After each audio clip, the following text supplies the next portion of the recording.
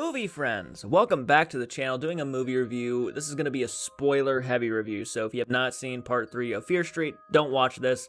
Go watch the film and then come back here and I will talk to you about the movie. So basically this is the, obviously, prequel sequel to the previous 2 Fear Street movies. And I gotta say, I was going into this and, it goes from the first 1994 is obviously taking place in 1994, shit's going down in 1994.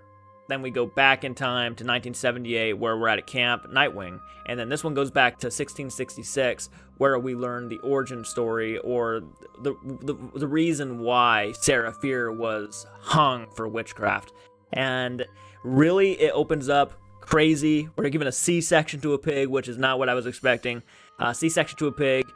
And then we go straight to the life in this little town, which Sarah is kind of already looked at as suspicious because she's not normally like everybody else. Kind of like Belle in Beauty and the Beast, where she's weird in their eyes and just unnatural for some reason. And to them it doesn't help that, they already suspect her of having feelings for the pastor's daughter, Hannah Miller. So they go out to the woods, right? And they go out to the woods and there's this widow there who has this little hut with some witchcraft stuff, and there's berries with drugs in them, berries that will make you high. And so these kids go out there to get the berries, and Sarah comes across the witchcraft book, or the book that she decides to read from, which she shouldn't have read from. I don't know why she fucking read from, because if she didn't read from the book, I don't think all this shit would have happened. The second she reads from the book, bad luck starts happening to everybody in town, and mostly her, though.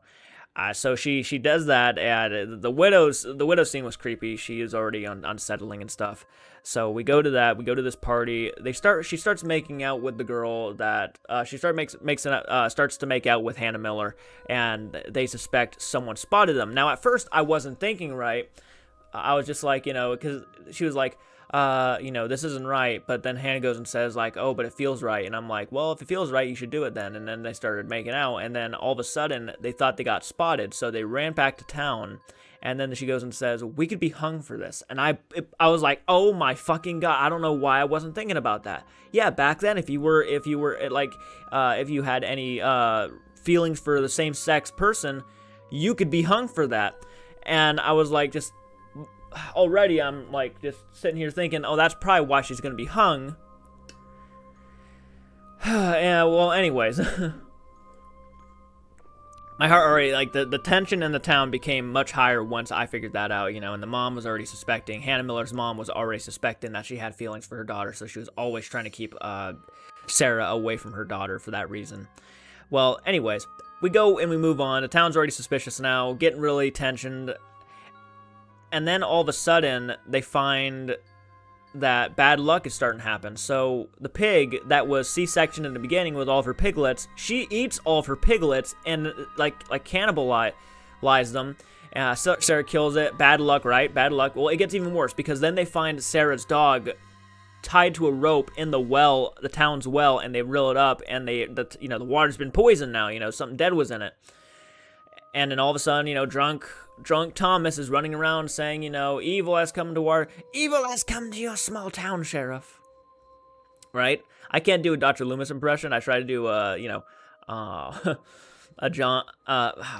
Jay from We Watched a Movie impersonation, but I suck at those. Well, anyways, we go on and on and on and on and on, and bad luck is already happening, so she goes to the one person in town that she seems to trust a lot, and most people would actually want her to marry, and that is Solomon Good, who is kind of like this hermit kind of guy. Well, not really a hermit, I wouldn't call him a hermit, but he lives out in town and stuff, and, he seems like to be the only decent person in this town besides, the kid she's hanging out with, like Hannah. But he seems to be the only person who actually, listens to Sarah and talks to her and all that stuff. Well, come to figure out, the more we go through the movie, well, now they suspect Hannah. I should probably go ahead and say now the town suspects Hannah and Sarah dancing under the moonlight, witchcraft shit, kissing and making out, having sex, and because of a couple guys, this is what annoys me, and this actually did happen back then in Salem and stuff, where if you were to and you got to be very careful back in Salem back in the day, because if you were a woman or a guy, or, you know, just anything, but mostly women who really got the worst of it. If a guy were to come up to you and start flirting with you hardcore, and you were to turn them away, they would have a reason to accuse you of witchcraft. They could say you gave them an erection. They say that you could have lured them into the woods naked, and just completely ruin you, just to make the town suspicious of you and ruin your reputation. And then not only that, but back then, people actually enjoyed public hangings and stuff. Anything they could kill, they would love to see it. So they would start saying, like, oh, they saw you doing that to them. And they would start making up all these lies just to get you hung and murdered, just for their entertainment. Because it was so boring fucking back in the day. They had nothing better to do than try to kill people.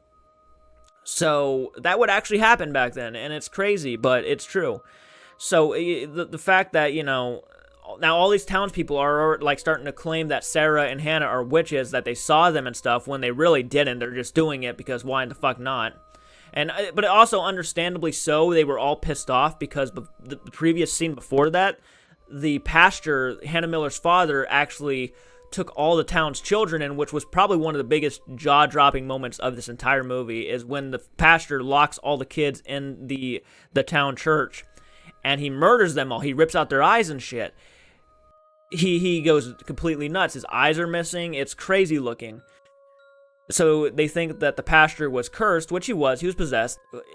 And they start suspecting Hannah and Sarah because they were already acting weird to begin with. And the real reason why that's so annoying is because the people that they turned down were the ones who accused them. Like, because they didn't fuck them, that's why they accused them.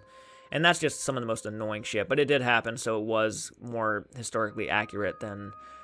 unfortunately. But anyways, so she goes to Solomon, who is her friend, Solomon Good, and, you know, he says he believes her and stuff, you know, hide in my house and whatnot. And then she goes down underneath his house and finds the fucking temple from the past 2 movies that has the names on the fucking stones. And we come to learn, which I didn't see coming, that Solomon Good was actually the one who was cursing people in the town and trying to make his profile better in the eyes of the devil.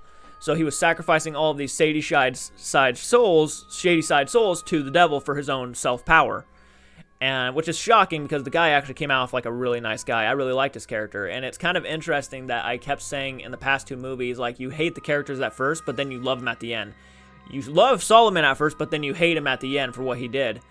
And, you know, we find out how Sarah loses a hand. She gets her hand cut off and trying to run away from Solomon. You know, he doesn't want to kill her, but she's freaking out, screaming and stuff, saying, you know, you're psycho, you're crazy, and all that. And, you know, he stabs her hand, and it's brutal. I'll go watch my reaction. It's brutally painful to watch when you see her hand get removed.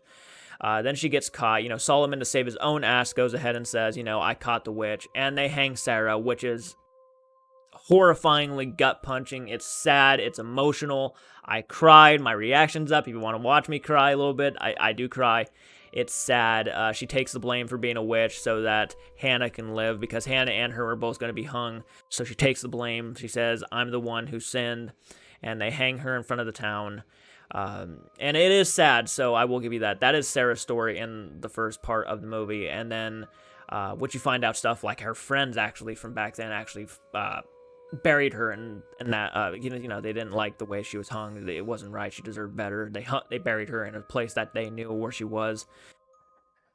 And anyway, we cut from that to modern times, and we learn that Sarah Fear wasn't the witch, but she was somebody who was trying to warn people who were being targeted by the Good family that they were targeted, and what he did and stuff back in the day, what his ancestors did.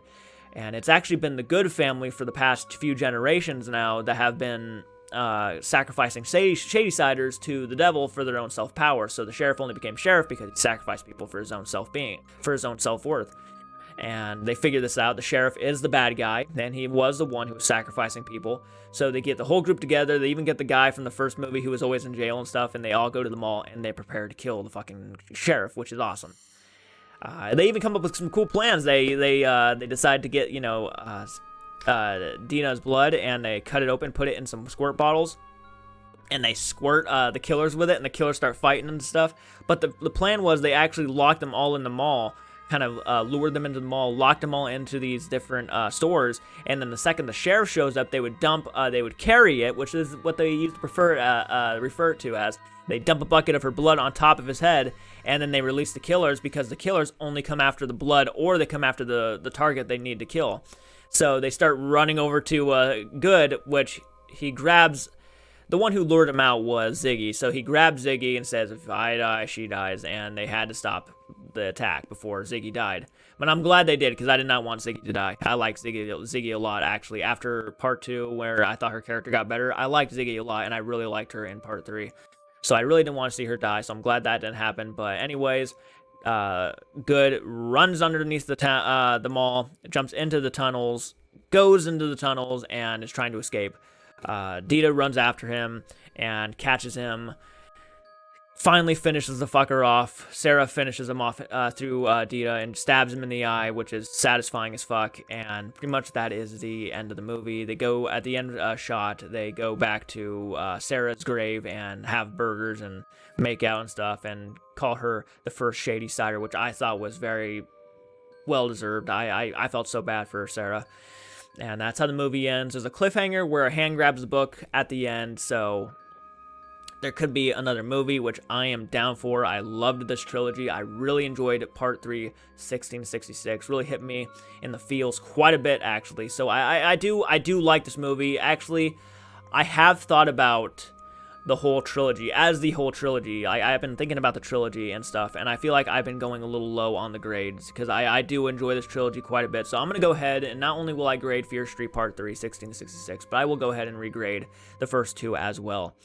So for part 1, 1994, I'm feeling, at first it was about a 7.1 out of 10, but now I'm feeling like this is probably an 8.2 out of 10 for Fear Street Part 1, 1994. I feel like that's a better grade. I've had more time to think about it, so I feel confident at that stance.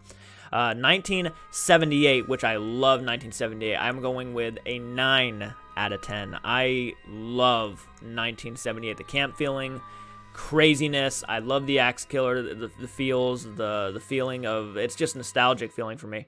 And then we go to 1666, or 1994 part 2, which is added in both.